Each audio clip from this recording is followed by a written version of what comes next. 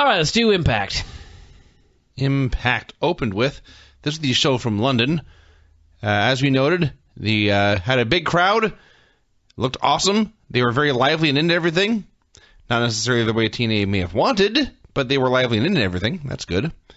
And also, I didn't notice this until halfway through the show, but the building, the lighting was much better than the usual Impact 2. So this was a great-looking TV show. Looked high-end. It did, yes. It looked major league, which is rare for TNA.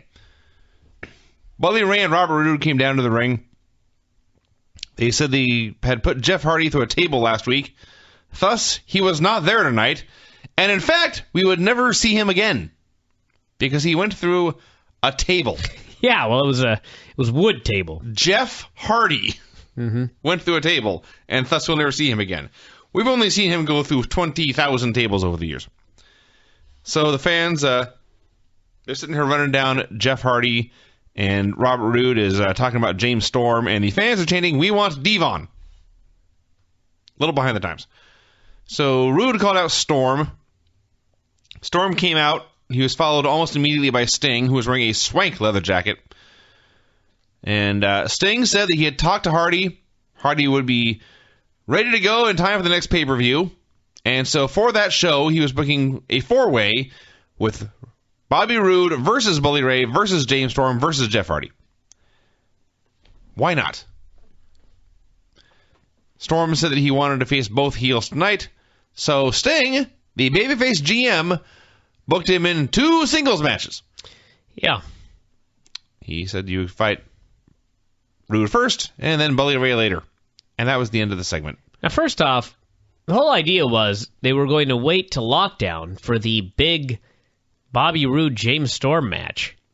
And now, not only did we get it for free on TV with no build, but when he had to do 2 matches in one night, he faced Bobby Roode first. Yeah. Bobby Roode was the opener to his match with Bully Ray. Yes. Actually, I don't even know what happened because the TV show shut off. Maybe this was the one where they turned it into a tag match or something, but anyway. The way it was booked, Bobby Roode was the gatekeeper. Yes. And Bully Ray was the you know king what of the we'll do hill. is we'll go online and we'll find out what happened on Impact after we get done here. Yeah. So, yes, the booking was completely nonsensical. And the random four-way is just... What the hell's that? Nothing. I like how long it took you to log back on and answer that. The four-way pay-per-view main event is... when there's a four-way in the main event, it just means we don't have anything better to do. We have failed to build a good match, so we're just going to stick a bunch of random guys in there and hope it works out for the best. They showed Garrett Bischoff backstage leaving a voicemail for his mystery trainer. What an annoying voicemail, by the way. This was the show, again, because of a little DVR problem. I didn't see the Hulk Hogan Garrett thing, but I do know that from watching Garrett's 2 appearances on this show, one in the ring and one backstage on the phone, I'm begging for a chance to boo this man. If I hear bro one more time from a guy that's supposed to be a babyface, I'm going to scream. Zack Ryder? He doesn't count. That's his gimmick. Because he says bro ski. Yeah. That's different. Magnus and Samoa Joe wrestled Crimson and Matt Morgan. Okay, we need to go over this. Let's recap. Whole thing from the beginning.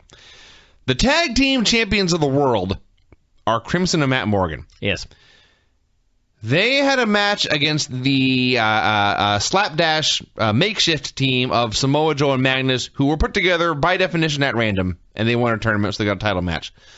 They lost the title match. Yes. Since then, because there are no other teams apparently, they have been trying to get a rematch by challenging the champions to singles matches, which they have lost all of. Yes. Okay? And by they, he means the challengers have lost to the champions in both singles matches. Yes. So, they lost the title match, they lost the 2 singles matches, they have lost 3 in a row. So here they are now, inexplicably getting a 4th chance to earn a title shot. Mm-hmm. Now, Crimson Matt Morgan versus Magnus and Samoa Joe, they can't just do a tag team match. There must be a wacky stipulation. And this stipulation was wacky. This is the wackiest yet. There would be a coin flip, you see. Anytime there's a stipulation where you actually have to rewind it to try to figure out what the stipulation means, bad! The stipulation in this case was they were going to flip a coin. The team that won the coin toss would get to have both members in the ring at the same time. Indeed. The team that lost the coin toss would have to tag in and out using normal tag team rules. So, of course, in England, with Magnus in the match, Samoa Joe and Magnus won the coin toss. Yes. And they had a constant double team at all times. Yes. So the match is going on. Crimson's in the ring. He is being overwhelmed by two men, and the crowd is cheering. Then he made a comeback, and the crowd booed. And in fact, Joe was getting louder chants than Magnus. Yeah. This crowd wanted to see Joe kill somebody. So the match was fine, just bizarre. Morgan got a hot tag. He's running wild. The place is going ballistic, booing him. And finally, at the end, Joe and Magnus legally double-teamed Morgan to death. And believe it or not, Magnus actually got the pin with a flying elbow. So they finally got a win in this when they had a completely unfair advantage. But hey, the guy from London got the pin in London, and the fans went crazy. All was right with the world. I'm not sure exactly which Noah shows Joe worked on a few years back, the size of them, but this may have been the biggest crowd he ever worked in front of. I would guess there were probably more people at, I'd have to find out who he worked on. This looks like a few thousand people. Yeah. Yeah. Maybe $5,000. I don't know. I'm very terrible at judging crowd sizes. No, there were almost 8,000 people here for sure. Okay, then. So if this was not the biggest, it was close to the biggest crowd that he ever worked in front of in his entire career. And when you think of Samoa Joe, that's kind of sad, actually. Well, I guess. Yeah. Eric Bischoff came out for a promo. He called out Garrett. Mm-hmm. Eric was running his mouth about how Garrett's fantasies would never come true and his trainer would not be able to help him. He was booed loudly. Garrett started to talk. He, too, was booed loudly. Mm-hmm. At this point, Eric Bischoff said that he did not believe that Garrett's trainer had come all the way to London. Now, keep in mind that in the storyline, Eric knows who the trainer is. Yes. Also, keep in mind that earlier on this program, they had advertised that Hulk Hogan would be appearing. Mm-hmm. So, Eric Bischoff pays no attention to the show. Yeah. None. Zero. So, Garrett took a phone call. He acted like he got disappointing news, but it was a swerve. He laughed and said his dad was wrong, and his trainer wanted to see Eric in the ring later tonight. Oh, boy. Got a Mark Haskins profile video. If Hogan was in the building, why didn't he just come out right there? I don't know. All right. I guess because when you have a star like Garrett Bischoff, you need to get 2 segments out of him. That's true. Mm-hmm. We had a Mark Haskins profile video. He talked about his international experience and said the other X Division guys couldn't hang with him and he'd be champion soon. It was good. And then we had Mark Haskins versus Austin Aries. It was funny because the crowd was cheering for Aries, and TNA pointed out how strange that was because Haskins was the Englishman, and the crowd was booing the hometown hero. And when he said this, Taz, you could almost see him holding up his hands as if to say stop, maybe slamming them on the desk and saying, "Do you really think Mark Haskins is a hometown hero?" TNA said, well, guess not. So, Mark Haskins is very talented. He does still have the indie wrestling thing where everything he does has to be a big move. And he made his comeback, and he went up top for a shooting star press, and he landed on top of his head exactly like Brock Lesnar at WrestleMania. Right on his head, neck, and face. Yes, forehead, face, neck, the whole thing. Just very, very, very, very bad. And Austin Aries immediately picked him up and hit a brainbuster. Actually, he kicked him in the face first. I missed the kick in the face. I kicked him right in the face. He was moving very brainbuster. quickly. Yeah. And then hooked his last chancery submission for the win. Yeah. That was nice. Yeah. And the guy nearly killed himself. And Aries just kicks him in the face, brainbuster right on his head, and last chancery. And Haskins had a concussion. Yeah. I know that's... You should not be taking bumps after that point. You know what kind of actually infuriated me the most about this whole thing is, first off, if a guy does a shooting star press and he lands on his face, head, and neck and looks like he nearly kills himself, if you're his opponent, see if he's all right. Yeah. Especially if it's a taped show. Yeah.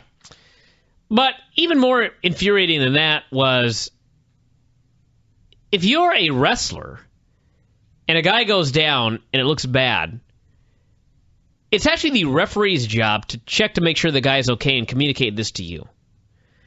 If you have this on tape, watch the referee. This referee had no idea what to do.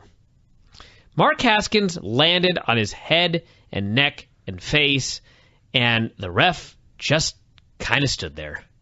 And he looked confused and mildly concerned.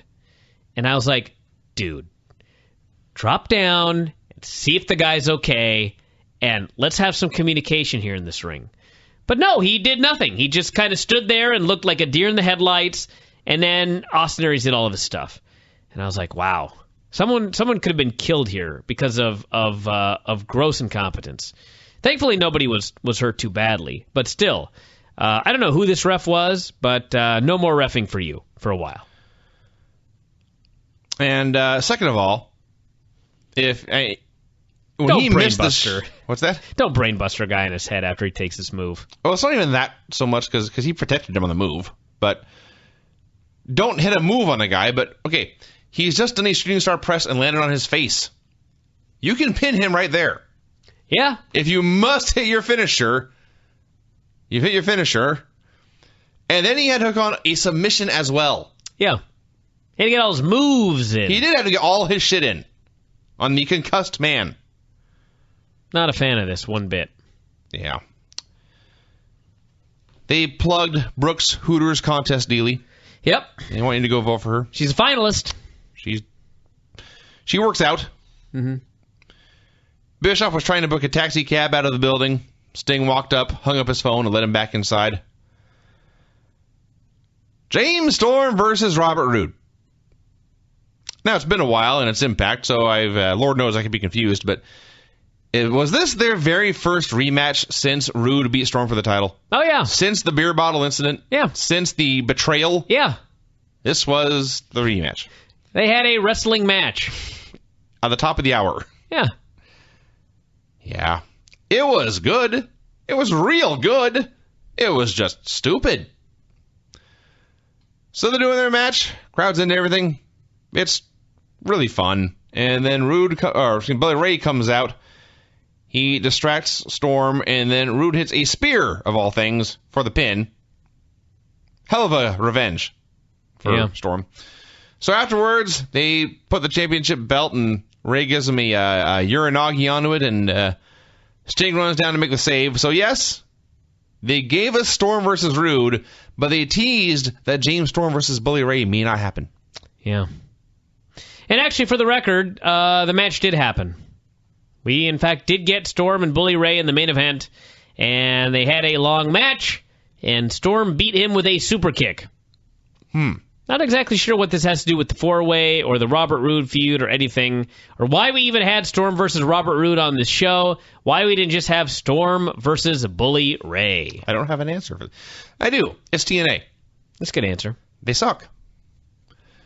And in what turned out to be the main event, Tara versus Gail, they're having a match. And again, they had mentioned before this match, before the reveal of the Hulkster, that Hogan was going to be back tonight. Yeah.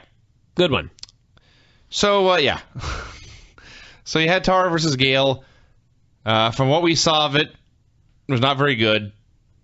Tara, it's like mentally she had regressed like a decade or more to the point where she was thinking about what she was going to do next so intently that For example, she was holding her hands out in position for a body slam before Gail had even gotten to her feet. She was sticking. She does that all the time, though, you know? Does she? She telegraphs her stuff all the time. It's like when someone's coming at her for an arm drag, she is in ready position for a long time. Yeah. And if someone's running at her for a body slam, she is prepared long in advance, which I guess is a way to idiot-proof your matches, but it also is kind of, it takes out the organic nature, or the perceived organic nature of the supposedly real pro wrestling battles. Yeah. And it went off in the middle. I don't know what happened. Don't really care. Well, what happened was Tara won. Okay. Title wasn't on the line, so it didn't matter. And then we had the Garrett thing, and apparently they did edit in a lot of cheers for the Hulkster. And then we had the main event. So, there you go. That there was your show. Is anyone still listening? I don't know. I can't imagine that people are still listening to this program at this point. This was not our finest performance, everybody. Everything we tried to do, for one reason or another, went wrong. This was not our finest night. We thought we had presents. We had one. We had to go get the person it was for. Mm-hmm. Granny had nothing to say. Special run-in. Impact got cut off. Right, well, let's talk about Impact. Go. Well, this show theoretically had a Star Wars tie-in, which really just consisted of in the middle of the show, they played a trailer for Phantom Menace. In the beginning of the show, they did a Star Wars-themed intro video that compared Eric Bischoff to Darth Vader and Garrett Bischoff to Luke Skywalker. Since Hulk Hogan is training Garrett, I think that makes him Obi-Wan Kenobi. And I think Sting must be Yoda. Sure. So then a very angry Bully Ray came out of the ring. He called out Bobby Roode. He was yelling at Roode. Roode was trying to get him to calm down. The crowd was saying what at everything they said. Sting came out. They were in England, so instead of a baseball bat, he had a black cricket bat. They just took a cricket bat and wrapped it in black electrical tape. This looked low rent. He made himself the special enforcer of the four-way. I thought it was funny, actually. I was a fan of it. They couldn't even spray paint it. I'm just thinking, in real life, I could see the Sting character in real life going, we're in England. Somebody give me a cricket bat and some electrical tape. And he made it.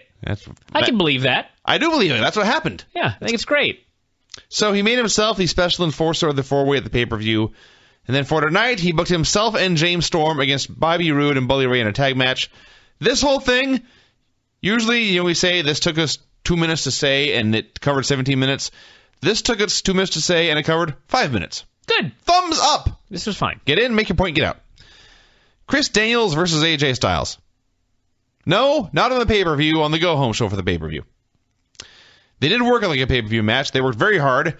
AJ did a flip dive, and Daniels' catch was just barely better than the catch Miz had on Truth that left Truth almost dead. The difference is he tried. He did try. If you try and miss, like if the guy came up short or he overshot you, and like you leap for him like he's a football in the Super Bowl, how's that for a sports analogy? Awesome. That's fine. But when the guy's diving and your response is, ah! And you dive the other way. Yeah. Bad. So AJ was not killed. He did continue to abuse his body. He took a bump right on the apron. He took a clothesline and landed on his neck. Somewhere in here, Daniels put out a foreign object, but the ref nearly caught it, and so he tossed it to Kazarian. And he kept trying to get it back from Kazarian, and Kazarian refused, until finally Daniels battered him to the point where Kaz just said whatever and handed it to him. And they did a unnecessarily complicated spot. The point is, AJ got hit with a Nux and pinned, and it was a hell of a TV match. You know, I never worked a WWE or a TNA schedule or anything like that. But for a long, long time, I wrote down every single match I ever had. And in my whole career, I probably had about 500 matches, which is not too bad, actually, in 10 years or whatever. And I was at the chiropractor today, and I had a massage, and I had my adjustment. I walked out of there, and I felt great. And as I sit here at 36 years old, I am so happy I didn't take a bunch of stupid bumps. I'm so happy. Yeah. I'm overjoyed. So if anybody out there is listening right now that's a wrestler, as an old grizzled veteran, or at least someone who had some matches, don't take stupid bumps. They hurt. You're going to regret it someday. Yeah, I promise you. It's not that they hurt now. They hurt in 15 years. I promise. You're going to regret it someday. Taking a bunch of stupid bumps. Bischoff and Gunner had a secret meeting. They agreed to kneecap Hogan. Magnus and Samoa Joe came out for a promo. Magnus did all the talking. He made it clear that they were not just in the United Kingdom. They were definitely not in Ireland. They were in England and he was home. Everyone cheered. He said they had been put together in a random draw. Nobody thought they could make it work, but they had made it work. We'll ignore the fact they've lost almost every match, but it sounded good. He said Crimson and Morgan were only a team because they were afraid to face each other. Meanwhile, he and Joe feared no men, and that's why they're going to win the tag belts at the pay-per-view. Magnus did a great job on this promo. Magnus was fabulous. This is a great promo. He was the Englishman in England. They treated him like a giant star. He came off looking like a king of men. For a minute. Because then, Crimson and Matt Morgan came out. A brawl quickly broke out. They tossed Joe out of the ring. They set Magnus up for a double chokeslam. Guess what happened next? He escaped. Sorta. If you guessed, I guess it could have been worse. They could have hit the double chokeslam on him, but no. He got to his feet, at which point Samoa Joe, from the outside, grabbed him by the belt, pulled him through the ropes, and they backed off from a fair fight. TNA, everyone. Well, technically they are heels. This was Bizarro Land. If you say so. It would be one thing if maybe they had won matches up to this point. But they just keep losing, except for the match that they had an unfair advantage. Yeah. It annoyed me. Doug Williams versus Alex Shelley versus Austin Aries in a random wacky three-way. Great! This ruled. There's too much going on. A recap here. Shelley got the pin on Aries clean with sliced bread. Everyone looked awesome. Tremendous television. Enormous thumbs up. This is the best TNA segment in a long time. It was great. Great. Garrett, Hogan, and Sting had a meeting. Quickly became just Hogan and Sting. He told Sting that he was doing a hell of a job, quote, and the young guys are finally listening to you. Fuck off. So pissed off at this point. Hogan did a bunch of, we'll talk more about Hogan in a moment, but Hogan did a bunch of promos on this show, and I don't know what was going on, but in this promo, he talked and talked and talked and talked and talked and talked and talked and talked. And I was just waiting for Sting to just burst into hysterics. Like, dude, stop talking! But he just kept going. Yeah. And after talking and talking and talking and talking and talking, he kicks the cameraman out of the room. And I'm like, thank God! Yeah. I wish you'd left on your own accord much earlier. Wouldn't that have been great if Hogan was talking and the camera just turns and leaves? Yeah, they're like, all right, we heard enough. Fuck this. They showed English fans in the crowd talking about how great it was to see a part of America. I want to make this very clear to the English people. TNA is not the best that America has to offer. Just want to get that out there. Then they showed Gail and Tara brawling on a sidewalk somewhere with a graphic reading next. It went to commercial. When they came back, they showed the segment. Tara was cutting a promo into her own camera when Gail walked right up to her face and just beat the fuck out of her. Yep. They were in public. Hell of a baby face. They were in public, so Gail was making it look good, really laying it in there. And then she beat the fuck out of Tara and left her lying. Yeah. And that was it. Then we got the Hogan promo. Oh, my. I was tempted. We watched this once. And I was like, well, that was weird. And you asked, what was that one thing he said? And we went back and watched that one sentence. Then he said the next sentence, and we said, wait, what? We went back and watched it again, and we watched this seriously about a dozen times, and every time we watched it, we found something new that did not make sense. Until by the end, we were just laughing. Completely absolutely bafflingly nonsensical promo. Actually, you know what? That's not this segment. That came later. Oh. I got what my notes read, Hogan cut an insane promo about how great the company was. I mean, this was lunatic rambling.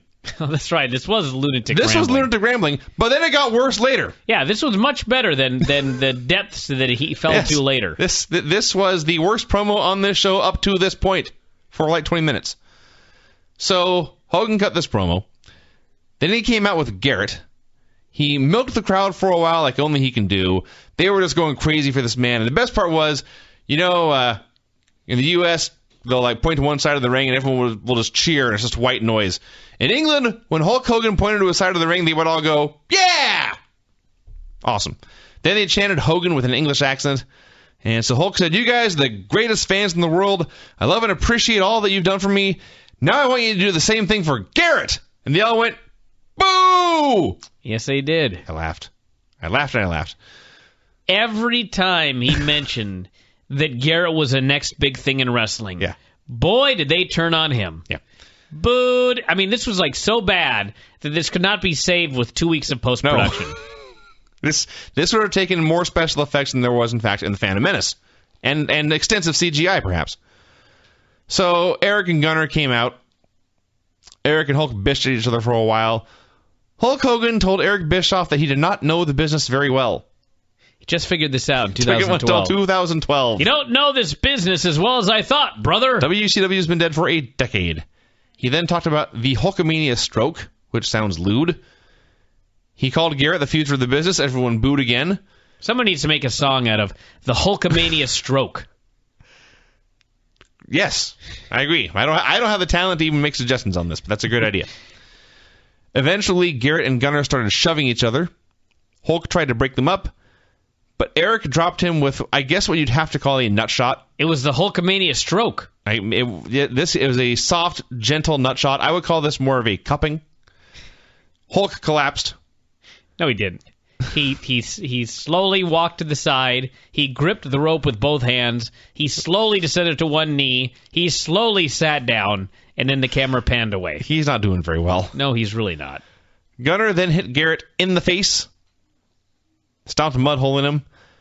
Hulk hulked up. He dropped Eric with a punch. He grabbed Gunner by the hair and tossed him out of the ring. Gunner's selling was so awesome. I would pay to see Hulk versus Gunner right now. Mm-hmm.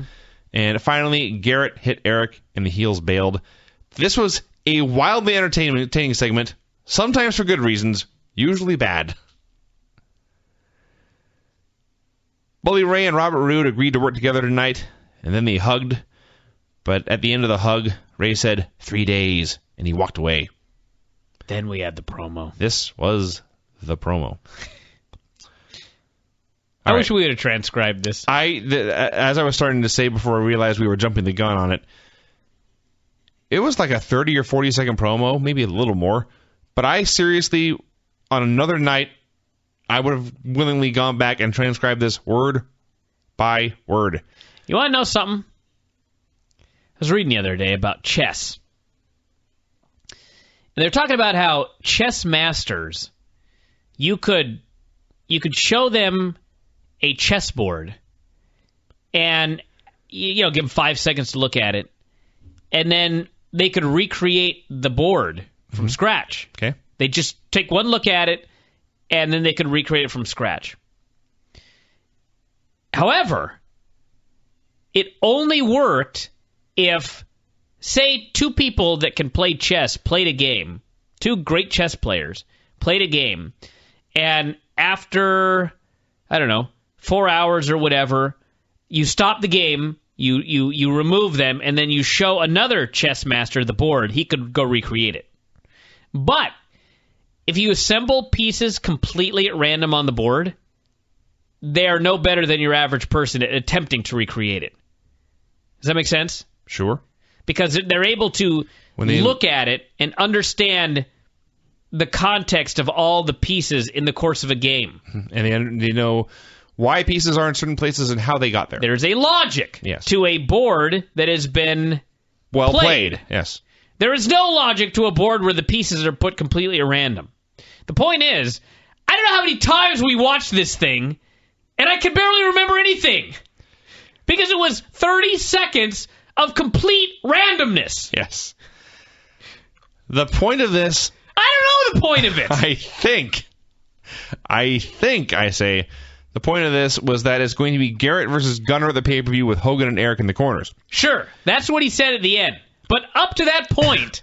Among some of the things he said, this is a quote. This is the exact sentence, word by word, that Hulk Hogan said here on this promo on Impact Wrestling. We're going to put an end to Eric's demise. Yes. So you can have a future in the business. An end to his demise. Which was actually prefaced by him saying, for everybody out there without telephones, yes, telegraphs, and the internet, yeah, we're going to put an end to Eric Bischoff's demise. Yeah. I was like, okay, first off, what does that mean? You're going to put an end to his demise? You're going to save his life, apparently. Off, what the hell did that have to do with telephones, telegraphs, and the internet? Yeah. He was talking about the last straw and against all odds, I thought the no last way straw out, would or whatever be the fuck the last pay-per-view He was. goes, no, he said, I thought the last straw would be at against all odds. Isn't that the pay-per-view coming up? Is it? I think so. First of all, I don't know that anyway, but... You got to watch this promo, everybody. And on top of this, you know, Hulk Hogan, he's pulling cliches out of a random promo generator. And Garrett Bischoff is standing there with an expression that is completely blank and just shaking his head. Yes. Hulk Hogan could have been speaking Mandarin Chinese or Martian, and Garrett would not have been paying any more attention. He might have been speaking Martian. He may have been speaking Martian. I'm not sure. It's got funnier every time. An all-time terrible promo, but at least it was so bad it was funny. Yeah. Velvet Sky versus Mickie James. Okay. Have at it. I'm a happily married man. I don't know how much I would pay to be able to train Velvet. And I'm not saying that because her boobs are enormous. I'm saying that because I can't handle it anymore watching her wrestle on television. She is so bad. She is the worst worker in North America. Probably by a significant margin. Maybe there's some people on some indies somewhere that are worse, but I'd have to see it to believe it with my own eyes. She's so bad. And she's been wrestling for so long. And she's not getting any better. I can't. I would donate my time. I would donate my time for purely platonic reasons to just teach this girl how to wrestle. I don't know if it's because, like, she's a good-looking girl with huge boobs, and so the agents are just like, oh, that looks great, Velvet. Oh, Velvet, oh, my God, that standing side headlock looks so good. Oh, Velvet, no, you're running the ropes just right. I don't know if that's what the problem is or what, but she is god-awful, and she's going to get hurt, or she's going to hurt somebody, and she hurts my eyes every time I have to watch this show. The headlock on this show was horrible. Yeah. And then they're running the ropes, and then whatever that high spot was that they tried to do, this match was horrible. Absolutely horrible. And Mickie is trying, for crying out loud. That's part of the problem. Which was, yeah, exactly. It's like, Mickie set the bar too high for Velvet. At one point, I literally screamed at the TV, stop trying! Yeah. They attempted to have a, I will go ahead and say a Ring of Honor style babyface versus babyface technical match with Velvet Sky. Velvet does this headlock where she puts on the headlock and she puts the one arm around the head and then the other arm that's supposed to grip the first hand. You would think that maybe, you would suck that arm into your side. Trying to pull it tight. Something like that. Yeah. No. She has one arm around the head and she's holding her own hands. And the other elbow is pointed, I don't even know how, almost straight up in the air. Like another person could walk up and put their head in that space that her elbow has created by being straight up in the air. Who taught this headlock? I'm going to go ahead and say no one. When you can't even do a headlock. When you can't even do a headlock. I don't know what to say. Yeah, you are with Velvet where I was months ago with... I can't remember, Kelly in WWE. Except all Kelly really did that was unwatchable was run the ropes. Yeah. Velvet ran the ropes in this match just as bad as Kelly, and did many other things much worse. Yes. I do like the spot where she rolled Mickey to her feet so she was standing behind Mickey, and then ran like in a circle around her so she could do a hip toss. This sucked in every way. It went a long time. They had the largest crowd in Impact history by the end, totally dead. Then after all this, Velvet won with a roll-up. This show just went crashing off the rails. I shake my head. This is no good. They showed a video with clips from throughout the English tour. A long video with all the guys in the four-way at the pay-per-view talking about how they were going to win. This did not do much for me. Someone needs to just say, Velvet, come to the Impact Zone early, wear baggy sweatpants and a baggy sweatshirt and no makeup and some combat boots. And we're going to learn how to do some matches here. Maybe that would make things easier for these agents. That has to be what it is. She has to show up in like all of her gear and her tight pink shorts and her tight pink top, and they just can't stop staring at her boobs, and they're not looking at the one elbow pointing straight up in the air. That has to be what it is. Astonishing. So we had our main event. Sting and James Storm versus Bobby Roode and Bully Ray. So here's what a pro Sting is. In this match, Sting suffered an injury that he believed may have been a career-ending torn Achilles. Yep. And I knew that going in. And I watched for it to see at what point this happened. Actually, it was funny because he said it happened in the Spine Buster, but it actually happened much earlier. Was it at least during the hot tag? I think it was from watching. It was even before that. He's from only watching in him twice. From watching him run, it appeared to be he did a stinger splash on Roode in the corner. Yes. He did a stinger splash on Bully, and I think when he landed on that one, he hurt himself because he was already selling when he ran to the other side of the ring to do another one where he hit the corner on Roode. So here's my point, though. Sting suffered what he thought was a torn Achilles, and we're not even sure when it happened. Sting did not grab his leg. His facial expressions never changed. Well, he's got face paint on. It's Sting. Sting makes a lot of faces when he wrestles. That's true. He did not grab his leg. His facial expression never changed. He never panicked. He never went off the plan. He just kept doing the spots. And you know what? They look pretty good. Mm-hmm. If you didn't know Sting was hurt, if you weren't watching, he limped a little bit running across the ring and jumping. I would not have thought that man there is in great pain. So, he's amazing. They go to the finish, which is Sting putting Roode in the Scorpion. He could barely do this. It was a struggle to get the man over. And by the end, he couldn't. He had to apply the loosest Scorpion of all time because he couldn't lean back with it. And then by the end, he actually just finally fell down. But Bully Ray grabbed the belt and he teased hitting Sting with it. But then he just laid it in front of Roode. He said 3 days, and he walked out, and Roode tapped out. So the good guys won. Everyone was happy. And they did a good job of setting up that Bobby Roode and Bully Ray are not on the same team going into the four-way. Why did James Storm not win? Why Sting pinned Bobby Roode is a mystery. There's no good answer to this. It is up there with the building of the pyramids. Well, maybe not. It's still quite a mystery. No, it's really not. But I don't have a good answer Actually, for it. to be honest with you, I'm pretty sure that the pyramids were just built by a bunch of slaves. So this is actually more baffling to me. All right. It's hard to compare a how to a why. But neither of them make sense. So, no. I don't know. There you go, everybody. That's Impact. By Impact, a pretty good show. Yep, that wasn't a bad show. And great crowd. We talked about that last week, though. At least the whole thing taped this week. That's always positive. True.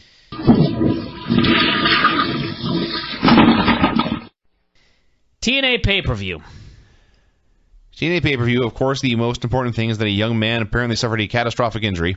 Yep. That sucks, and that's worse than complaining about bad booking or whatever. But get well soon, Jesse Sorensen. Actually, apparently he's much better today. Good. I don't know how much better is. It's going to be he could be much better and still be in shitty shape. He hopefully will have a full recovery. Yeah. I don't know if that means they'll ever let him wrestle again. Well, I shouldn't say let him. His doctor will probably say, no more wrestling, young fella, but people don't listen to doctors. But apparently things are looking much better today than they were looking on Sunday, so that's all good news. Oh, thank God for that. And freak accident, that's what this was. This was not like... Yeah. It wasn't...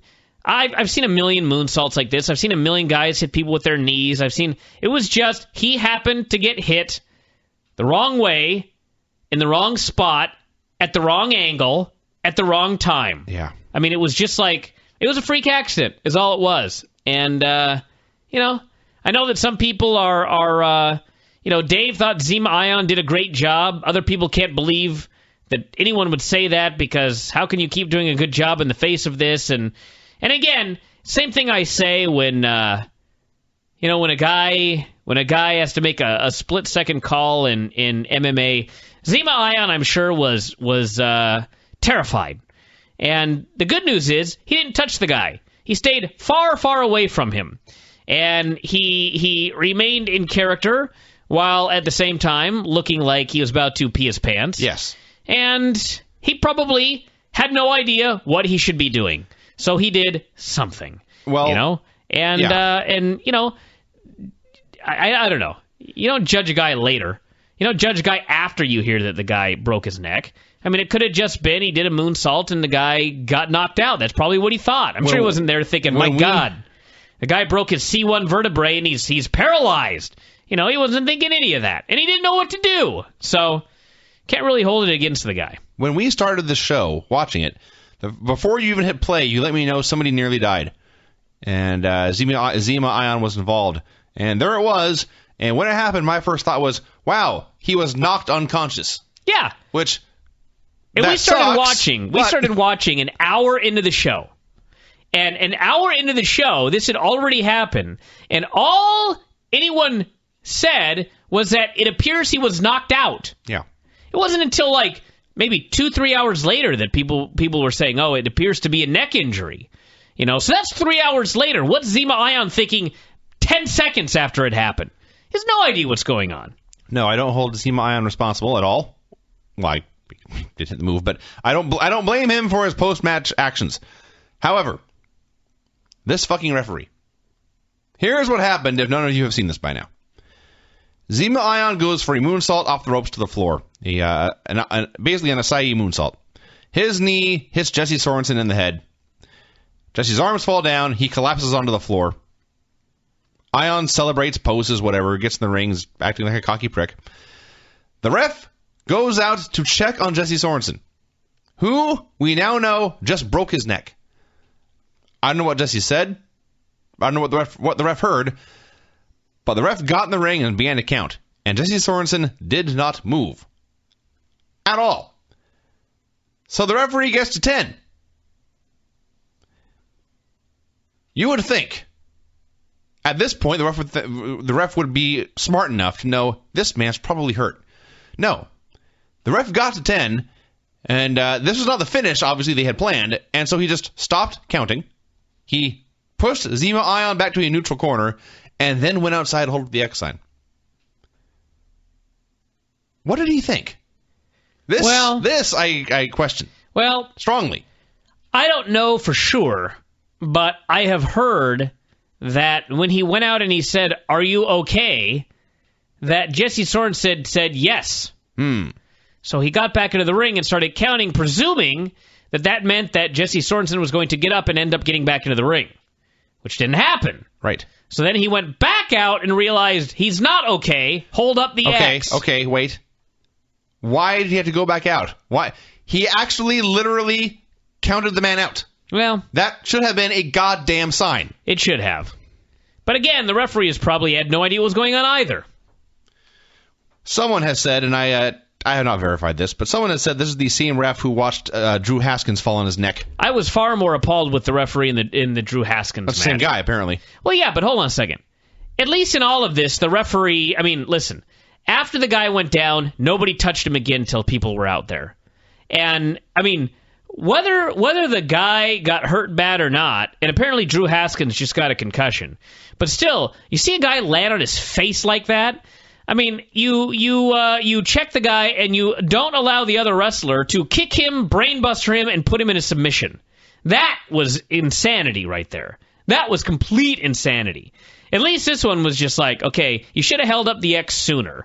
But it's not like he went out there and said, Zima, throw him in the ring, let's pit him. That would have been a complete tragedy. True. But regardless, it was a bad night. Yeah. So, Bobby Roode cut a promo. But the referees someone needs to sit down with all these refs and go, listen, you numbskulls. Part of your job is to protect the workers. Pretend it's real. Yes. If you count the man out and he can't get back in, he's probably actually done. Yes. Bobby Roode cut a promo about how he had beaten all his challengers and would beat them again.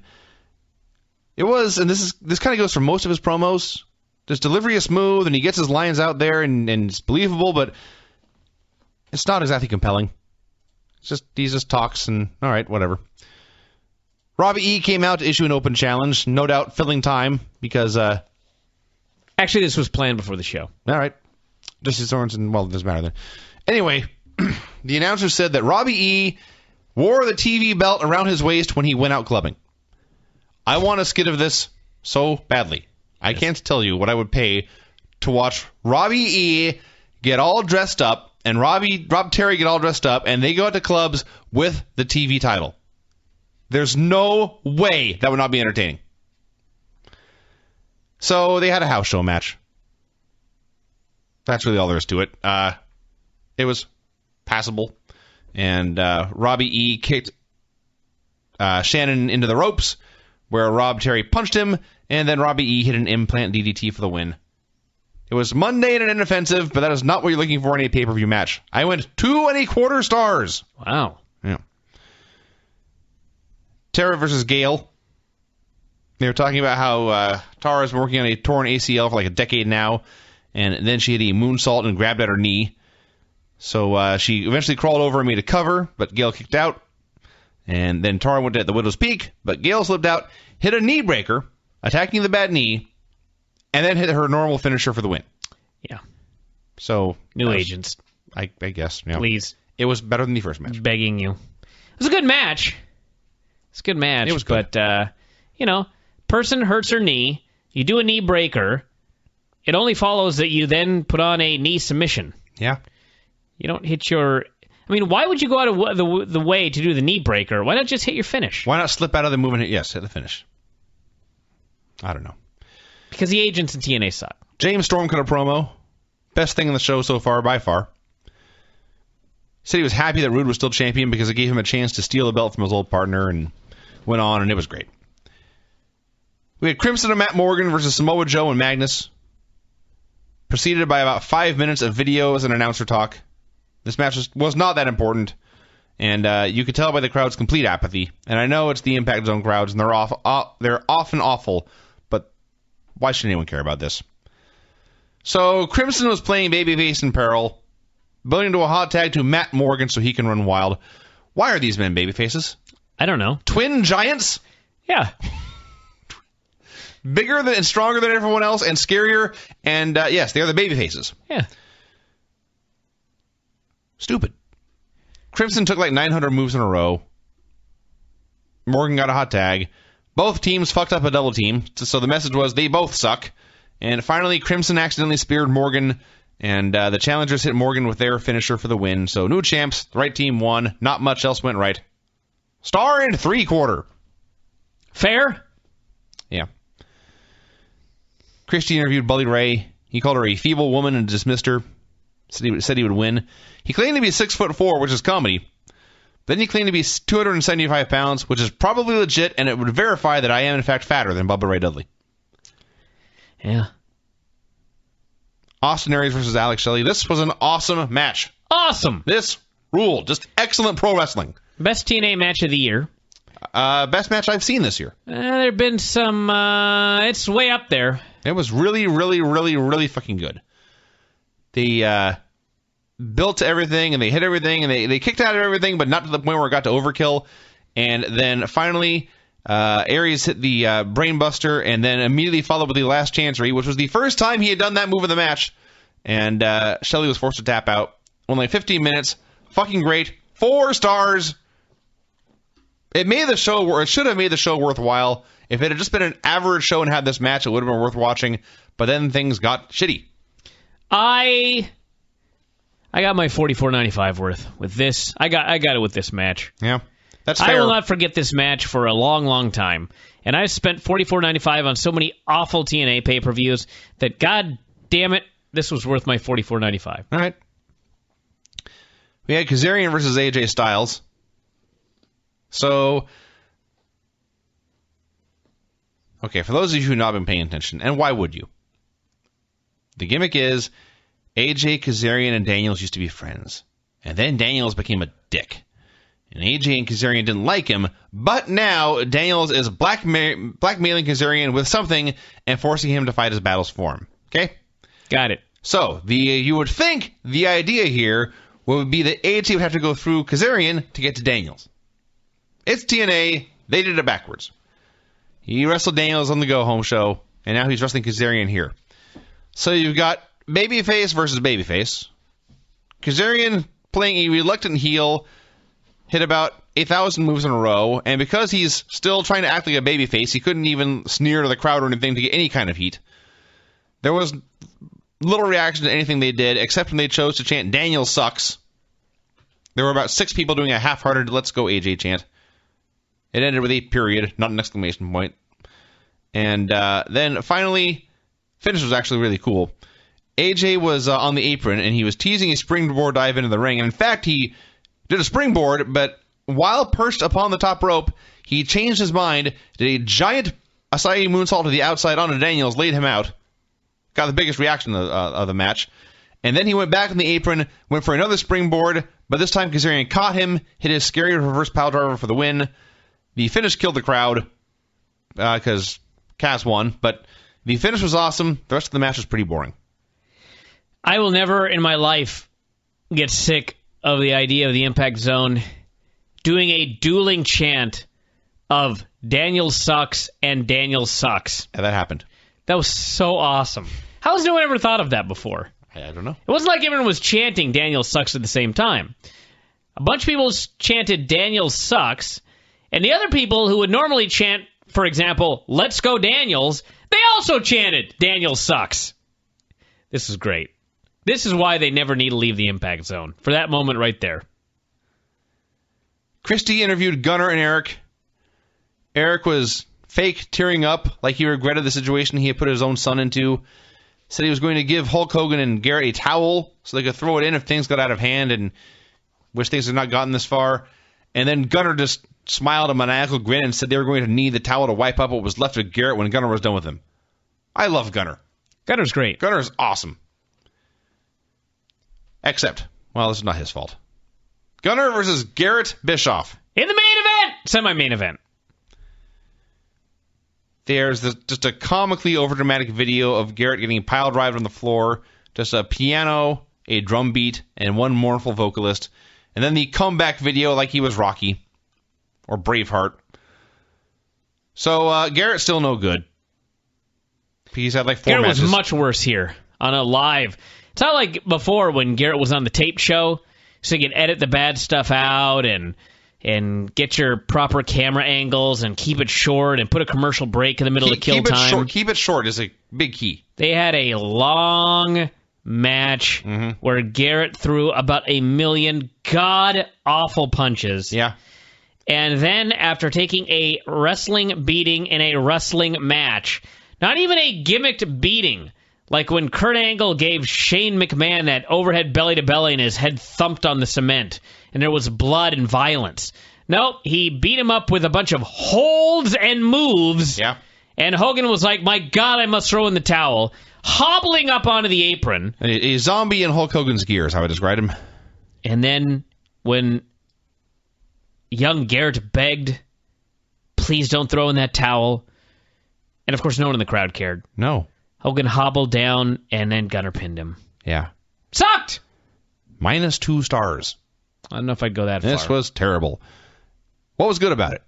Well, nothing good. Okay, so the max is dud, then. I'd give it a dud. By definition. I would say there was enough bullshit involved. Mainly because it probably went 9 minutes. It felt like 50.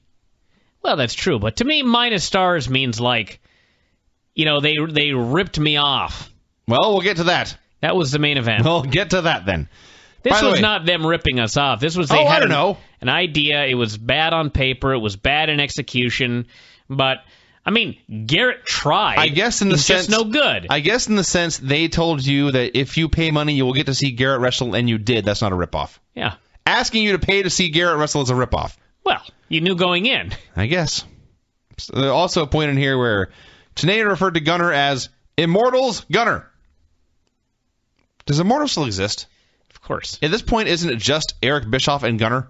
I don't even know what Eric Bischoff's being paid to do in storyline. Either. He's just a guy. Christie interviewed Sting about the main event. He got a great fiery promo about how he's going to enforce the rules and make sure the best man won. I want Sting to teach everyone how to cut promos. Sting's fantastic. So we had the main event. It was Jeff Hardy versus Bully Ray versus James Storm versus Robert Roode with Sting as a special ref. And the most over person for the crowd was not involved. The only person they were chanting for was Devon Dudley. Devon's better, they chanted.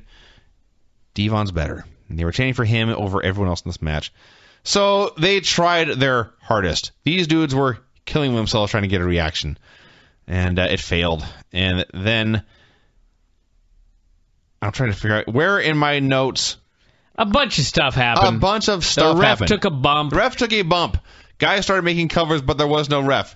Even though Sting, as a special enforcer, you would think would have the authority to make a count. And as we were learning at the end, he did have the authority to make a count. But no. So the ref got up. He got bumped again. Roode grabbed the belt. Sting took the belt away from Roode. Roode spat in Sting's face. Sting swung the belt, and Roode ducked, and Sting hit Jeff Hardy with the belt. Roode made a cover. Now, earlier in this match, Sting had been refusing to count pins for people. It was not his job, apparently. He was just the enforcer. Even though guys had clean pinfalls, they had hit wrestling moves on their opponents and laid on top of them in the middle of the ring. Here was Roode making a cover after a man had been hit with a title belt and after he had spat in the ref's face. So Sting is pissed off, but suddenly now, even though he didn't have to count 3 minutes ago, now he must count this pin. And so he drops down and he is counting the pin very slowly and he is shouting at Jeff to kick out, but he can't stop himself from counting. What a stupid fucker Sting is. This finish sucked. Just stop counting. Haul off and punch Roode in the face if you want him to lose. Or just disqualify him. You're the goddamn enforcer. So, eventually, Jeff Hardy did not kick out. Sting did not attack Roode. Sting was forced to count 3 somehow. Bobby Roode won. This was, as I described it in my notes here, a complete fisting. Wow. Yes. Listen, it's okay to disagree on things sometimes, but this finish sucked. Oh, yes. People were trying to explain to me that, in fact, this finish was good. Who? And trying to compare it to Shawn Michaels, Bret Hart, and The Undertaker from 1997. Something so absolutely, completely different from this that it's not even funny. It's like, you can't possibly have really watched that when it originally happened. You can't possibly be equating the circumstances of that match to the circumstances of this match. Those circumstances in this match being, there were none! Yes. I'm sure from a purely mechanical, physical standpoint, yes, I'm sure it bore resemblance. In context, given the two storylines of the two incidents, they were completely different. And this was a shittier version. I was so irate when this was over. I felt abused. It's kind of like victimized. The Kane, John Cena, Eve, Zack Ryder storyline, which we're going to be talking about here in just a moment. This storyline is no good. That's true. And I have again had people trying to explain to me that it is in fact good, and that it's not right for me to be so harsh on this. And I am sitting here thinking, I realize that I don't watch any other television, but a real-life drama, a real-life comedy, a real-life movie, I have watched plenty in my life. your standards have got to be so low to find this good.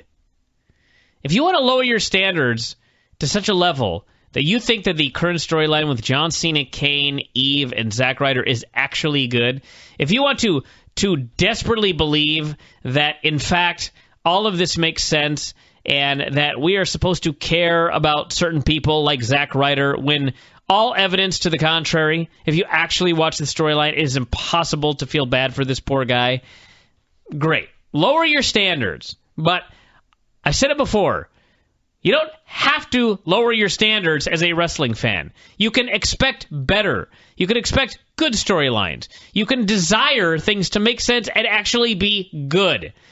Storylines in wrestling in the past have been good. It is possible. This one is not. So don't yell at me because you're lowering your standards for this storyline. It's no good. It is no good.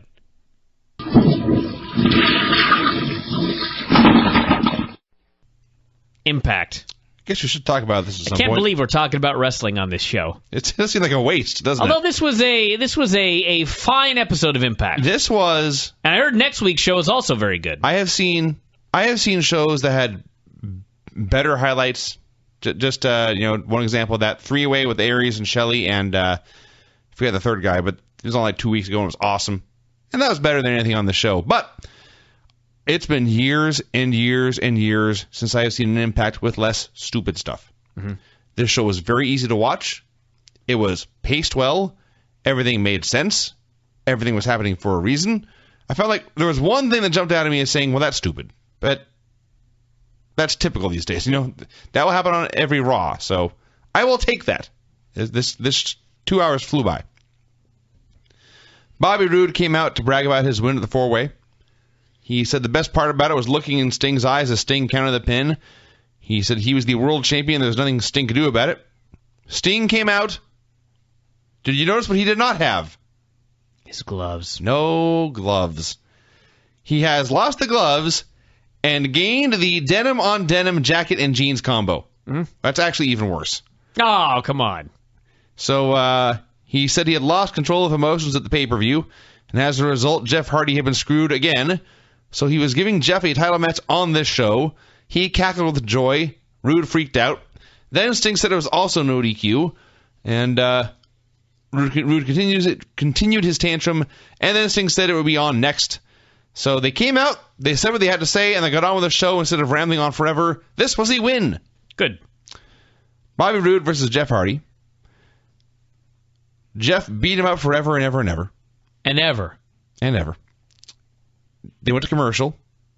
Jeff continued the beating. Roode finally shoved the ref into the ropes, which crotched Jeff on the top rope. Because he's a heel, he's a bad wrestler, he had to cheat. It was no DQ. They did a lot of crowd brawling, or rolling on the floor at least. At one point, Roode teased a pile driver on the ramp. And they did a spot off the stage where both guys landed on their feet. And then finally, Jeff threw Roode into the ring when who should run down and attack him but Kurt Angle. He beat Jeff up, threw him into the ring. Roode immediately hit a spear for the pin. This was fine. Afterwards, Roode cut a backstage promo bragging about his win. This is not TNA's fault, but they've ruined the no DQ stipulation. Because, the no DQ stipulation, when Sting announced it, was I guess, supposed to indicate that Roode could not get himself DQ'd, or I don't know what it was supposed to be. Has Roode won or lost a match by DQ in the past 4 months? I can't think of one. Maybe he was saying no DQ because that meant that they could brawl outside. I don't know. But all I know is that as soon as Sting mentioned, and it's no DQ, I was like, well, someone's going to run in and attack Jarrett. Or Hardy. Yeah, that is not their fault. That's like my immediate thought, because this has been done too many times in wrestling. Yeah. Whenever a babyface tells a heel, and it's no DQ, it's like you're guaranteed that someone is going to interfere on behalf of the heel. It's guaranteed. Yeah. Plus, it would make more sense if Roode had gotten a bunch of DQ wins, or losses for that matter, either way, but he kept his title through that method, and now Sting was taking it away. But whatever. You're right. That would have been better, and we did see the finish coming, but it was fine. So Roode is cutting a backstage promo bragging about his win, saying whatever Sting thought of, Roode would always outsmart him, which is actually a great line since I don't think he had anything to do with Angle coming out. But he's a heel, so he's taking credit for all his lucky breaks. So Sting walked up and said Roode wasn't done. He was done for this show. He's just not done with Sting. And Sting was going to book a top contenders match later. Eric Young did some comedy, said he had not spoken to ODB on Valentine's Day, but he was going to sing her a song tonight and win her back. Sting talked to Bully Ray and James Storm, offered them a top contenders match. They both claimed to have won the title at the pay-per-view. Presumably each guy got a pin that the referee did not see because he was outside dead. But they did accept the match for tonight. Got a Jesse Sorensen highlight video. He explained everything that happened in the injury. They showed the injury and they showed the medics tending to him and being carried out. And Mike Tenay did narration telling us all what had happened. And they said, this is a potentially fatal injury. But miraculously, he's out of the hospital 4 days later. It's going to be a long road ahead, but we want to thank you and the fans for your prayers and thoughts. This was so classy. That's true, by the way. A broken C1. That can be fatal. That can be a fatal injury. Absolutely, it can be fatal. We could have seen a death on pay-per-view. Thank God we didn't. I'm very happy we did not. That was scary. Yeah. And honestly, we didn't know how scary it was at the time. But, yeah, this whole thing was just thumbs up TNA. And I do not often use the words TNA and classy in the same sentence, but I did. We had Austin Aries and Zima Ion versus Shannon Moore and Alex Shelley. So because of Sorensen's injury, he lost that match, which means Zima Ion is the top contender for the X title. So you have the top contender and the champion here on a team. And by and large, they got along fine. There was like a hard tag or two, but when push came to shove, they were both giving it their all to try and win the match. And finally... Why were they on the same team, by the way? They are both heels. Whatever. Bookers put them together. There's no good reason for them to be on a team, but there's not necessarily a reason to have them fighting immediately either. They were both bad men who are going to have a title match soon. But the finish was Ion ended up pinning Moore with a schoolboy. He put on a big, giant celebration, and Aries was just clearly annoyed with this man, thinking he had done so much after one fluke win here. And then he held up the belt in his face to remind him who was still the best. But, like I say, throughout the history of TNA, we have seen tag teams fight with each other during the match, and then still end up winning, which makes the other team look even that much shittier. This one, no. They got along essentially fine. They worked together. They got the job done. And then when business was handled, then they got the personal issues aside. And they glared at each other and talked shit and whatever. So, a giant thumbs up for this, too. Gail and Madison were walking down the hallway. They agreed they were friends and didn't want to fight anymore. And Madison said she would deliver a message to the other knockouts. So we had a 10-woman knockouts battle royal. All the girls were in there. Madison cut a promo saying the winner of this would be the top contender to Gail's title. They rang the bell and the action started. A bunch of girls went out immediately. Tara got dumped and started selling her knee, which is 2 matches in a row. I'm hoping this storyline leads to her getting injured and in storyline getting injured, and in reality getting her goddamn knee fixed. It's been 10 years, it ain't gonna happen. I'm no surgeon, I don't know. Maybe somebody listening is, but I don't even know if after 10 years you can she didn't even bother. Has the ligament atrophied? Does it still exist? It may not. So, they double-teamed Velvet. It came down to Velvet, Angelina, and Sarita in the final 3. And they were double-teamed Velvet, and she made one of those comebacks where instead of her standing in the middle and the bad girls feeding her, she had to run all over the place trying to hit them, so she was jumping over bodies and everyone was in each other's way. So, Sarita finally turned on Angelina and dumped her. So it's down to Sarita and Velvet. And Sarita whips Velvet into the ropes to hit a dropkick, and Velvet was running so slowly that Sarita almost hit this dropkick before Velvet got to the ropes. Yes. Think about that. Velvet's really bad. She's getting worse. She's getting noticeably worse.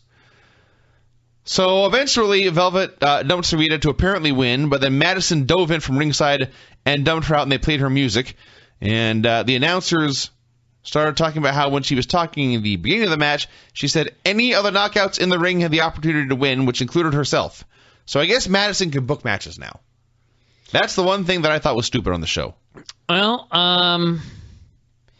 as regards Velvet Sky, gotta find out when she started wrestling.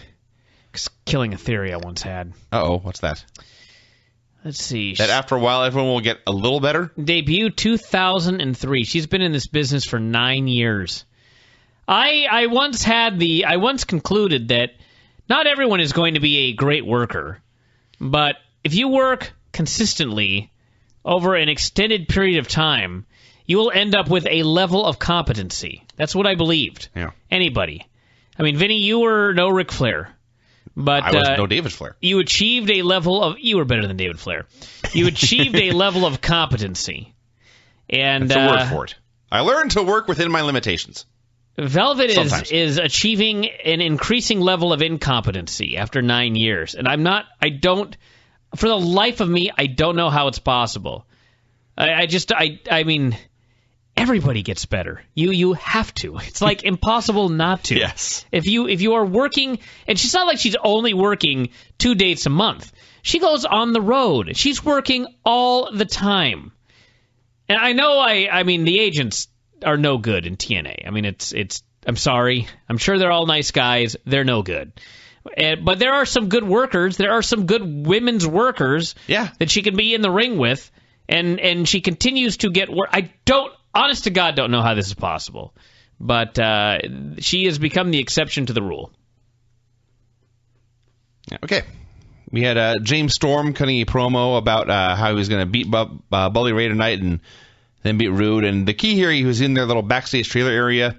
And at one point, he was getting all fired up and screaming and hollering, and he turned and punched a hole in the wall. And I went back to check, and the wall was dented before he punched it, but then he swung and hit and made it bigger. So good for them. That's old school stuff there. And they actually shot it so that if you weren't paying attention, you couldn't see it at all. And even if you went back and watched, the hole in the wall was blocked by James Storm himself for 90% of the time. So I enjoyed it. Matt Morgan did a direct auto insurance commercial where this man, who has been with this company now for like a half decade or more, recently was a tag team champion for several months.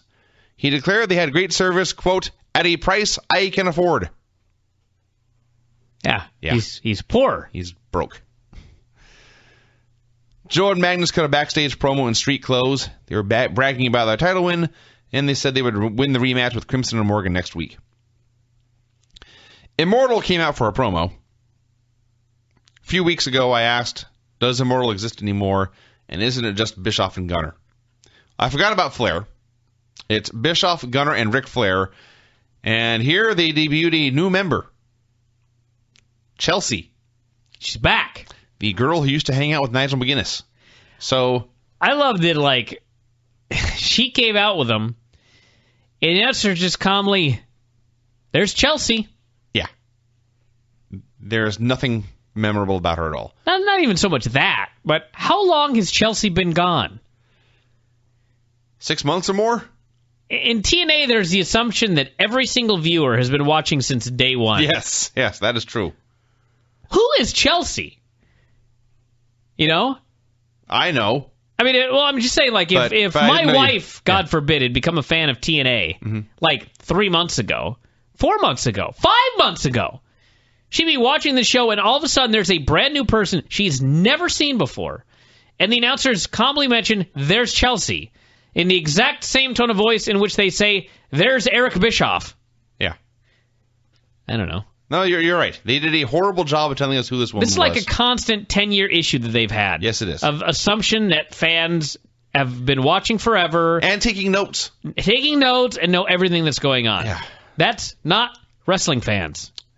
Certainly not TNA fans.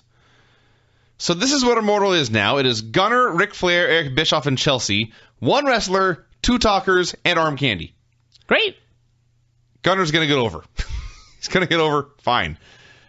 So their whole point was just that Eric said that after Gunner had beaten Garrett at the pay-per-view, Chelsea was so impressed she wanted to join the group, and they let her.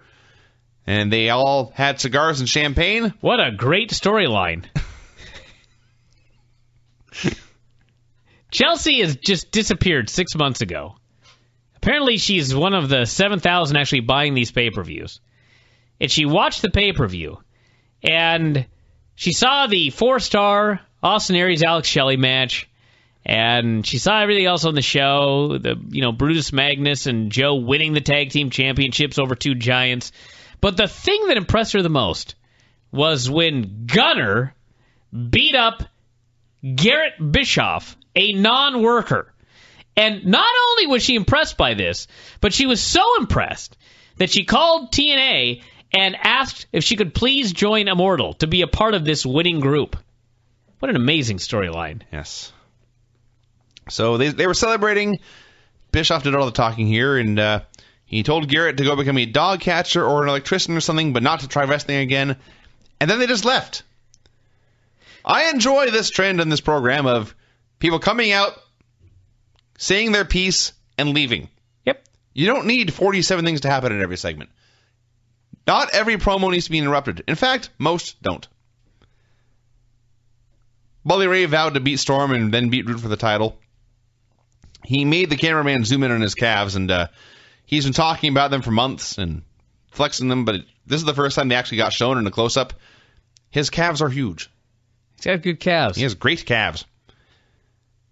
Speaking of... Uh-oh. Are we in the James Storm match yet? No, it's the main event. Oh, okay, go on. Well, I'll talk about it now. Oh, my God. There's a horrible yowl coming out. I think your wife's feeding them. Poor cat. Anyway. When James Storm got his boot and his knee pad ripped off, big mistake. This guy's legs are, real skinny. This was not flattering. So that should never have happened. Never happen again. I was just more, we talk all the time about how at the end of the day we're usually just watching two guys roll around in their underwear. It is amazing how much more naked he looks, even just taking off one boot and one knee pad. Yeah, it was unacceptable. Uncomfortable is a good word. All right. Christie interviewed the host of MMA Uncensored Live. He plugged his show for a while. Eric sang his song for ODB. He can play guitar better than you. How dare you? You haven't heard me play guitar lately. That's my evidence. I'd kill Eric Young on the guitar.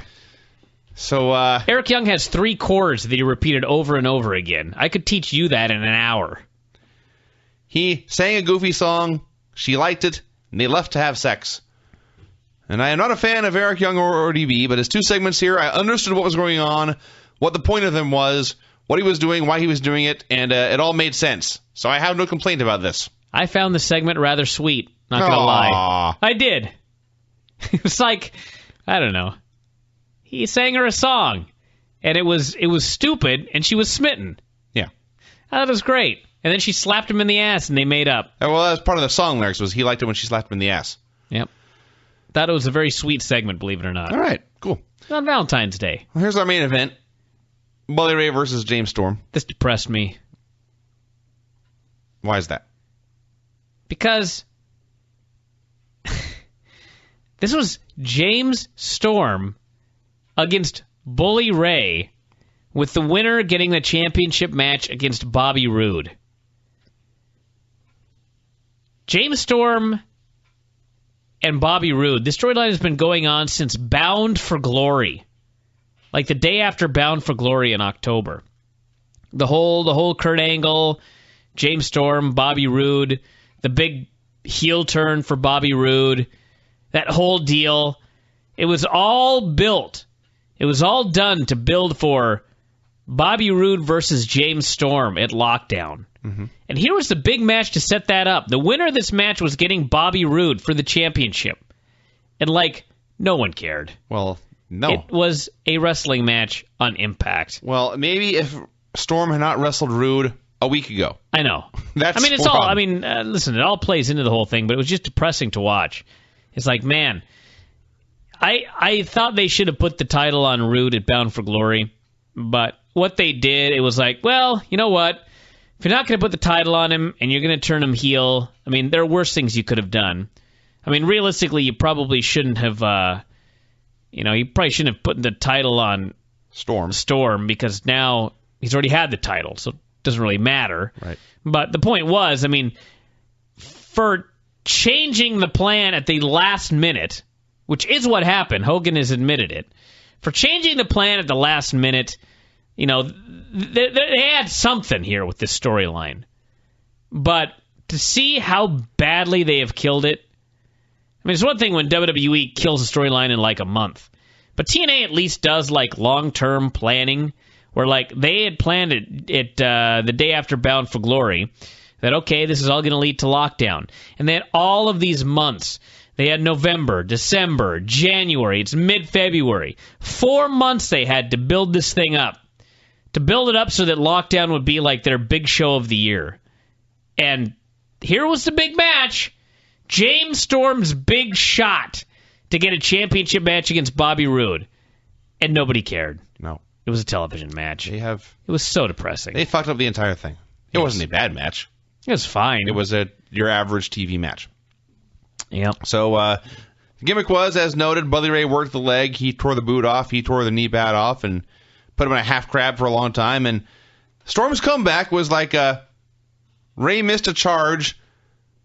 Storm hit like 2 moves and a code breaker and then the super kick and won. So there you go. Top contender. He was limping around the ring drinking beer. They had Brandon Jacobs from the New York Giants in the crowd. They showed him several times throughout the show. Storm called Jacobs over the guardrail to share a beer with him. And they called him the starting running back for the Giants. That's technically not true. So as they're celebrating, Ray blindsides Storm and lays him out.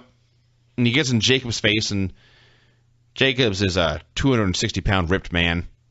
And as great a shape as Bully Ray has gotten in, watching him bully Jacobs and Jacobs back off, pretty funny. So he's talking trash, and Jacobs is backing off. He's not a part of this world.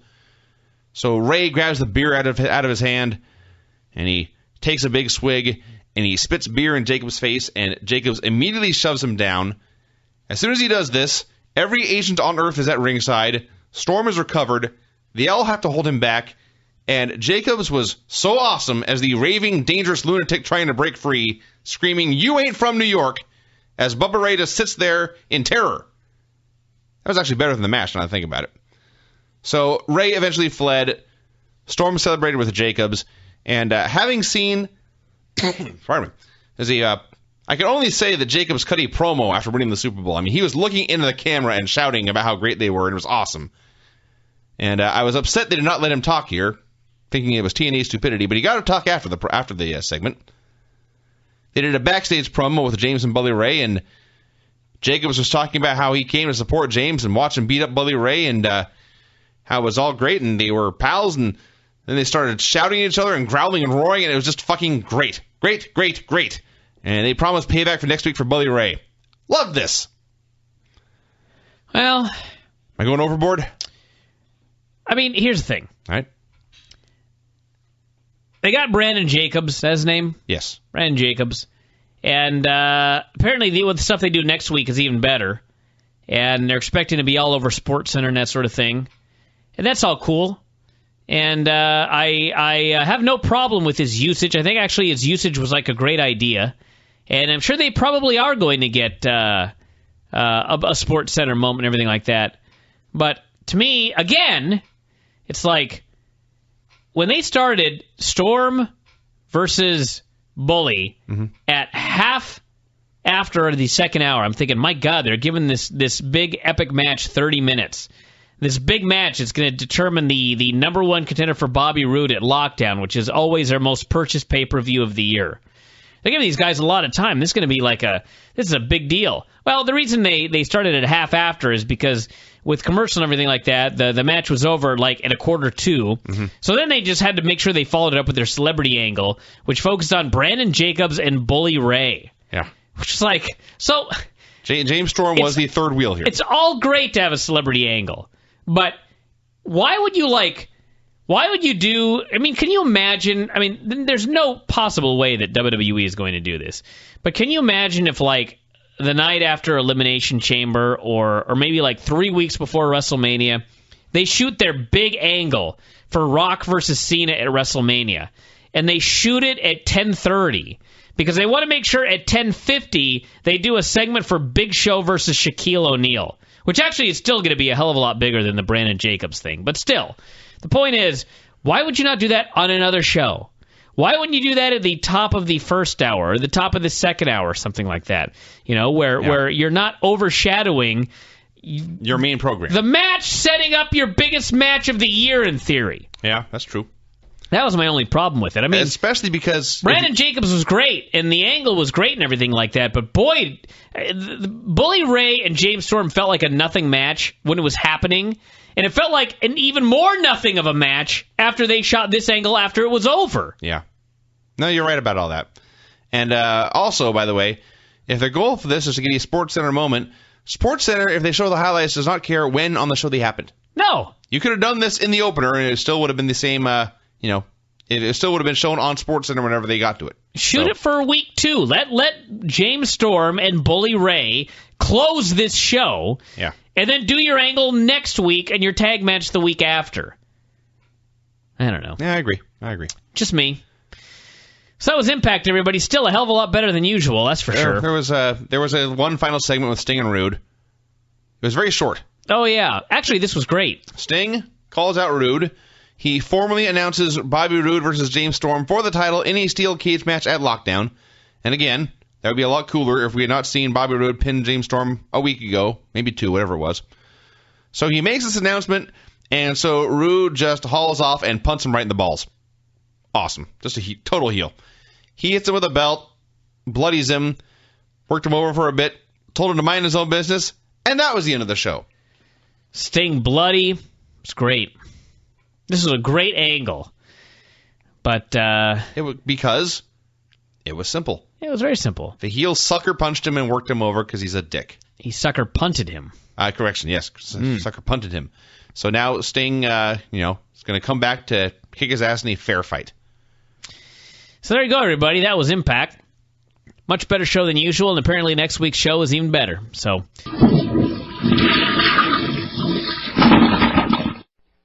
Impact was a good show.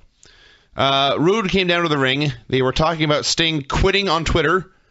They showed various performers' tweets in response. It was very embarrassing, particularly Mickie James, who apparently actually typed the words, hands on hips. Yes. So Roode said Sting was there. He would formally retire tonight. He talked about all the men Sting had wrestled, like Ric Flair, Lex Luger, Vader, Hogan, and Harley Race, which I don't recall, but whatever. He said none of them could say that they ended Sting's career, but he could. And he briefly pretended to kiss Sting's ass and then told him, don't let the door hit you on the way out. So he left. They showed Crimson and Morgan bickering in the parking lot. Both guys blamed the other for the loss of the tag team titles. We had the championship rematch, Morgan and Crimson versus Joe and Magnus. As you noted, if there was any question remaining, Crimson is better than Matt Morgan. Oh, yeah. Has been for a while. Oh, yeah. I mean, he's been better for a while, but this was the first match where I was like, this man is noticeably better. This man is a great deal better than Matt Morgan, who has been in this business for over a decade. Crimson's got, 2 years? Something like that. Yeah. So, well, a year on the big stage. Yeah. So, it actually turned out to be a pretty good little match by the end. Crimson made the hot tag. Morgan was running wild. And then Crimson accidentally laid out Morgan with a clothesline. And the champs dumped Crimson out of the ring. They double-teamed Morgan to death. And they pinned him to retain the belts. Brandon Jacobs came down to the ring for a promo. This is the New York Giants running back. He was a little nervous. And at times he was very clearly reading from cue cards. But for an amateur, this was a hell of a promo. It was way better than a lot of guys could do. He said, after you win the Super Bowl, you go to Impact Wrestling. This is bullshit. He talked about watching James Storm beat Bully last week. Not Bully Ray, just Bully. He said he should not have climbed over the guardrail, but then again, Bully should not have spit beer in his face. He said since he was back in Bully's backyard one more time and they had unfinished business, he called Bully out. Bully came out, told him to settle down, asked him, have you seen my calves? And he buried Jacobs for a while, and finally Jacobs said, if you won't come down here, I'll come up there and get you. And he chased him to the back. It went to commercial. When they came back, Jacobs was still stalking him through the hallways. James Storm and Jeff Hardy ran into him, and they all just left together.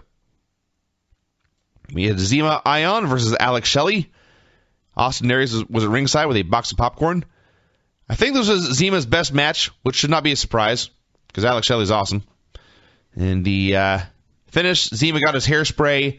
He sprayed Shelley in the eyes behind the ref's back.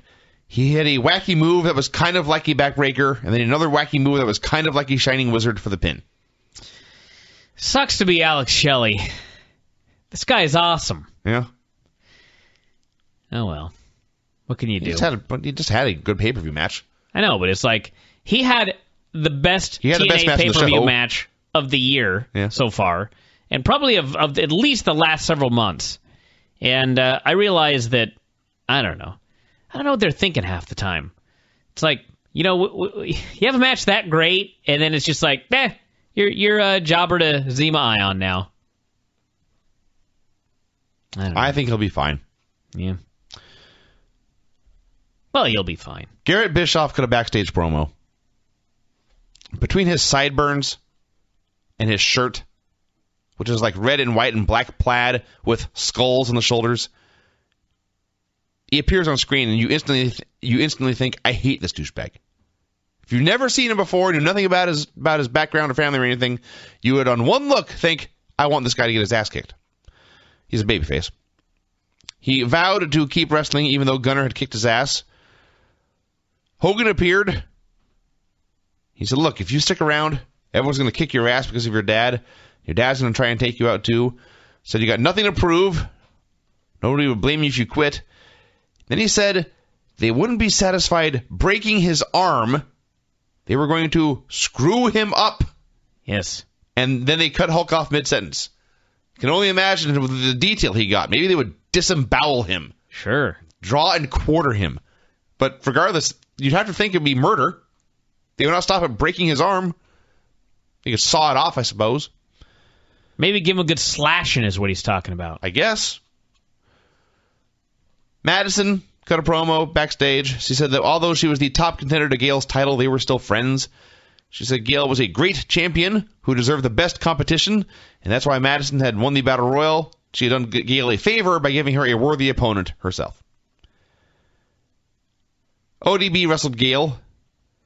The announcers were talking about ODB and Eric Young being a weird couple, and then compare them to Chris Brown and Rihanna. Oh, boy. Do I really have to hear about Chris Brown on every show? Wrestling show? We'll just move on. Stop, please. So then Eric just constantly got in and out of the ring for no reason. Very annoying. Even Taz asked what he was doing. Madison came out. She distracted Gail. While this was going on, Eric gave ODB the flask behind the ref's back. So apparently it is illegal to do shots during a match. ODB made her big drunken comeback. And then Gail countered her finish and hit her own finish for the clean pin. You know, the moment this happened, my very first thought was, so you made your big comeback after a distraction and still lost. And interference from your boyfriend. But then when I thought about it, I was like, well, you know what? Gail is the champion. So I'm fine with her overcoming the odds, even as a heel, and winning. Let's make the champions champions. Make them actually look better than everyone else. Then someday it will mean something when they are beaten. I see. Yes. Fascinating theory. I remember, I don't want to toot my own horn or anything, but when I had that feud with Ryzik at Tulalip, I had to beg him to beat me clean. Because he was a heel. Yes. He was like, no, I can't do that. I've got to cheat. And I begged him. I go, listen, you cheat all the time. This was for our final match, like our the big blow-off, loser leaves town match. Which also was funny because I did loser leaves town for 3 months, so I wouldn't kill the stip, and then I never went back. So I overlived the stipulation. But anyway, the point was, I said, you cheat all the time. All the time. So it's okay every once in a while to give yourself some credibility as a heel. So just fucking beat me. I don't care. Beat me clean and send me packing. Then maybe if anybody cared about me, you've got some heat. And then if you want to cheat next time, great. At least you have some credibility. So I'm fine. Every now and then, it's okay for bad guys to win clean because they're better. That's fine. It's like this thing nowadays where if you're a heel, you must cheat. You must cheat to win.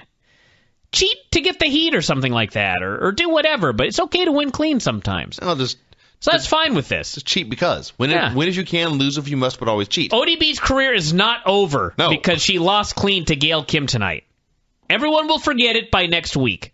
And those that don't, at least Gail Kim got something out of it. The last match I had in Toledo, it was also against Ryzik. And after this match, I was going to move into a ring announcer role, which I did for one show. Ryzik was going to be challenging for the tag team titles. Mm-hmm. So I knew all this going in, and they got there and they said, "Okay, Vince, you're going over." And I said, "What?" And they said, "Well, you see, because you're going to be retiring and this man's going to be challenging for the championship, you must beat him." And I tried my damnedest to talk them out of it. They wouldn't listen, and so the least I could do, I made damn sure to cheat to win. I refused to go over Isaac cleanly. Well, good. That would have been stupid. Take a stand. I did. That's right. All right, back to Impact. AJ Styles cut a quick promo. He said that Kazarian and Daniels had lost their way, but he was done wasting his time on them. He was going to focus on the world title. We had a Jesse Sorensen video and commentary from Jesse and his mom. At the time this was filmed, he was still in the hospital bed with a giant neck brace. He talked about how he saw Zima coming down, and the next thing he knew, he was laying on the ground, unable to move, feeling like he was floating. It was the scariest moment of his life. Nay then told us that since this video was shot, he had been released from the hospital and was recovering at home. Taz talked about his own broken neck, and he did not sugarcoat things. He said Jesse's future was uncertain and wished him the best. This was very harrowing to watch, but as great as a depressing segment can be. Yes. This is not exploitive or tasteless or anything like that. No, they updated us on how he's doing. Yes. Great. I hope they do this every week. Yes, and it is good news, right? In all seriousness, just seeing him laying in a hospital bed with a neck brace, just talking, I felt better. I think he's actually doing much better than he's out of the hospital now. Sure, than he was in this video. Good. That is good news. Yes. AJ Styles wrestled Robbie E for the World TV title. They had a good match with a dumb finish. AJ's on the apron. Going to do a springboard. Chris Daniels comes out, theoretically to attack this man because he hates him. But as he's walking down the ramp, Kazarian comes out speed walking down the ramp and passes him and attacks AJ for the DQ. This made Chris Daniels mad. I don't understand. Well, don't ask me to explain it. Okay. People have been asking me to explain this for a long time, and I should do my best. All right. Main event, Bully Ray and Kurt Angle versus Jeff Hardy and James Storm. If there was an angle or a promo or something that explained how this became a tag match, I missed it. Well, they just announced it as a match, as far as I know. All right. Jacobs, of course, was in the babyface corner. He had the heat on Jeff, and then Storm made a hot tag, which is the best use of both men. And then they did a stupid finish, but it was a stupid finish that was so fun, I don't care. So the heels bring a table into the ring. Unless they announced it was no DQ, which I don't think they did. Heels bring a table into the ring and set it up. Babyfaces fight them off. It ends up with everyone down except Bully Ray. He's beating up Storm in the corner, and as he's doing this, Brandon Jacobs just gets in the ring behind him. Crowd's going nuts. Jacobs is making scary faces. Bully Ray, through the crowd noise, realizes he's not alone in this ring. He sells fear without turning around. He does the slow burn. He realizes Brandon Jacobs is in the ring. He panics at first, then realizes, wait a minute, I'm a wrestler. This is my world. I'll be okay. He put up his fists. Then he got in a 3-point stance. He dared Jacobs to join him, so Jacobs got in his own 3-point stance. Bully started calling a play, but then Storm grabbed him, spun him around, punched him in the face. Ray stumbled over to Jacobs.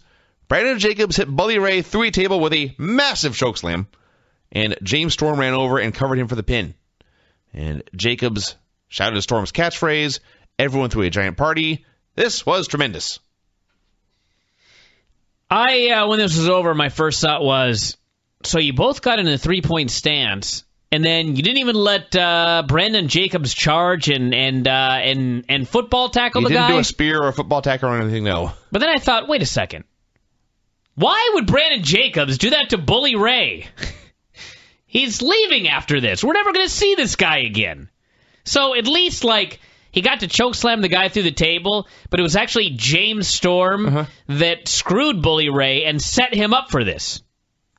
So basically, I was fine with this. It was win all around. It was another one of those things where my first thought was what I've been conditioned to think because wrestling sucks lately.